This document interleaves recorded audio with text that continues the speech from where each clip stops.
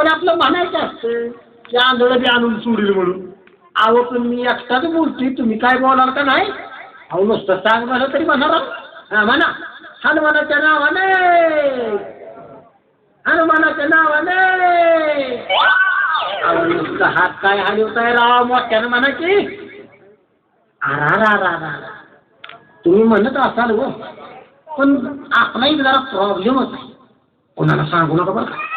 तुम्ही शिकवीत तुम्हाला सांग.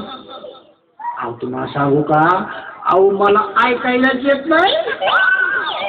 बोळक्याच्या वाडीत नुसतं म्हणलं का बहिरे नाण्याचं घर, तर बहिरं पण हिथं चालून सोडील. ऐकायला गेलं तर त्याच्या पुढचं एक साधन शिकवीत सांगतो.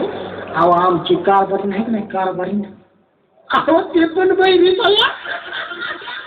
पाहुणे आया कोण राहायची मला का मग हात वाढत करते. अहो तो सकाराम आहे का? अहो सकाराम पाटील, त्याचं घर कुठं म्हणतो? काय म्हणलं का मला तुम्ही? अहो सकाराम पाटलाचं घर कुठं म्हणालो. ही घर होय. माझं आहे माझं. हा नामदेवराव जाधव म्हणतात आपल्याला. पुढलं दिसतंय नाही पुढनं, त्याच्या घरात मोठं घर आहे बाय. हा आवा आम्ही या गावात नवीन आहे म्हणून म्हणलं सकाराम पाटलाचं घर कुठं आहे. हा ही घर वय इकत मागताय वय. अरे का मला असं खोळ्यागत कापताय का? पाहुणे आम्हाला सकाराम पाटलांच्या घरी जायचं आहे.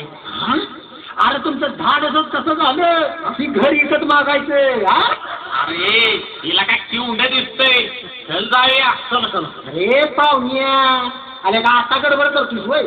आधी मला सांग